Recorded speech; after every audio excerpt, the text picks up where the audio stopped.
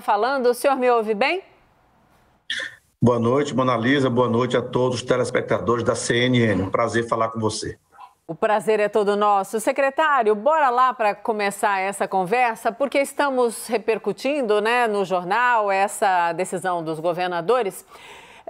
O que os governadores decidiram fazer, manter então o congelamento, isso não resolve, o problema. É muito sério, o que está acontecendo. O que fazer depois dos 2 meses que virão?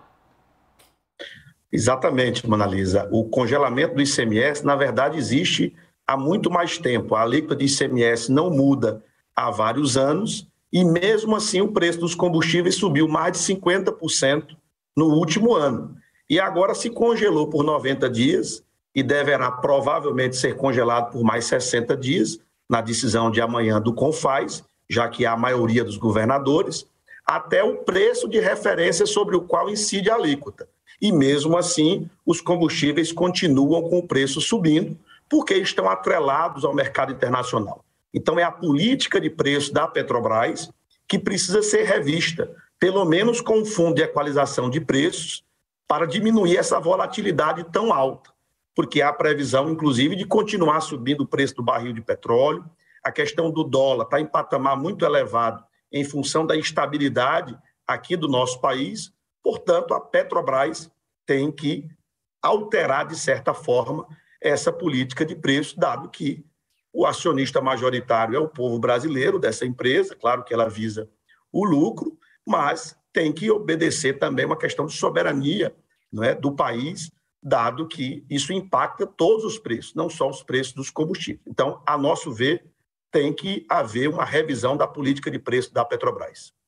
Secretário Fernando Nakagawa, nosso analista, também participa da entrevista. Naka, chega na conversa, por favor. Obrigado, Mona. Secretário, eu queria ouvir do senhor qual poderia ser essa revisão, como poderia acontecer essa revisão, porque a Petrobras adotou e segue alinhada à estratégia de seguir os 2 preços, como o senhor mencionou, do dólar e do barril do petróleo. Quem que deveria pagar esta conta com essa revisão? São os acionistas da Petrobras? Olha, eu acredito que, no mínimo, o fundo de equalização de preços tem que ser feito imediatamente para poder diminuir essa volatilidade. Porque, pelo menos, você espaça num tempo maior essas alterações de preço. E isso pode ser feito com recursos da Petrobras ou com recursos do governo federal. Isso pode ser discutido, obviamente, no Congresso Nacional. E outra coisa que tem que ser discutida, a maior parte da política do preço, da produção da Petrobras é feita com o custo em real. Então, por que atrelar 100% do preço da precificação ao dólar, se apenas uma parte dos custos tem a ver com o mercado internacional? Então, é outro ponto que pode ser discutido. Não pode continuar da forma que está, você priorizando 100% o lucro do acionista em detrimento aos interesses do país. Repito, o povo brasileiro é sócio desta empresa e, portanto, tem que haver, dentre as prioridades da empresa, atender essa questão que impacta a população, que é o preço dos combustíveis. O quanto que o componente eleitoral potencializa, incendeia essa discussão, secretário? Olha, eu acho que, na verdade, nós estamos vivendo uma tensão política há muito tempo.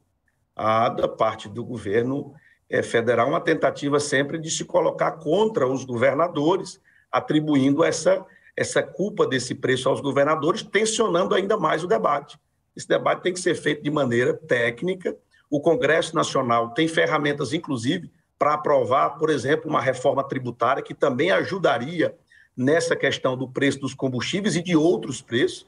Inclusive, recentemente vi um posicionamento de um especialista colocando para o país entrar, por exemplo, na OCDE, tem que fazer uma reforma tributária, é um dos itens principais para que o país consiga dar esse passo importante. Então, Congresso Nacional, a própria Petrobras, tem que também fazer a sua contribuição e não apenas os estados, que, como eu disse, já tem a alíquota de ICMS congelada há tempos, há anos, melhor dizendo, e agora também até o preço de referência está sendo congelado, o que gera realmente um prejuízo para as finanças públicas estaduais, o que pode comprometer os serviços de saúde, educação, segurança pública. É um alerta que fazemos mas esse gesto será feito pelos governadores mais uma vez.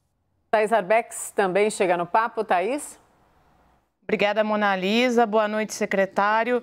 Secretário, essa decisão de hoje foi uma decisão quase que integral política, né? Muito em resposta da articulação do governo para aquela proposta de emenda à Constituição. A gente sabe que tem uma proposta já tramitando no Congresso que tem como principal elemento a criação de um fundo de compensação. Minha primeira pergunta é se vocês consideram que esse é um caminho viável e, olhando um pouco para fora, o quanto que os senhores temem a crise na Ucrânia com a Rússia, quanto isso pode nos afetar do ponto de vista desse preço, o quanto essa crise internacional pode trazer ainda mais elementos para essa crise aqui no país. Olha, veja bem, a crise internacional, esses conflitos internacionais podem fazer subir ainda mais o preço do barril de petróleo, como eu já coloquei. E a questão da crise nacional, esse cenário de instabilidade, vai manter o dólar em patamar elevado. Portanto, se a Petrobras continuar com a mesma política, a tendência é o preço subir mais ainda, penalizando mais ainda a população. Essas propostas que estão no Congresso, uma delas, a do Fundo de Equalização, nós vemos sim com bons olhos. A gente já colocou que ou você muda a política de preço ou qualquer outra medida será absolutamente paliativa. Não vai resolver essa volatilidade e esse incremento dos preços ao sabor do comportamento do dólar e do preço do barril de petróleo. Então, o Fundo de Equalização é uma das propostas que estão na mesa. É claro que esse é um debate técnico importante que tem que ser feito com vários especialistas, olhando inclusive outros países, como é que eles atuam em relação a essa questão. O fato é que o setor de óleo, gás, de petróleo, ele tem que ser tratado de uma maneira especial, dado que afeta, como eu disse, todos os preços em geral das mercadorias, dos serviços, e, portanto, impacta muito a macroeconomia.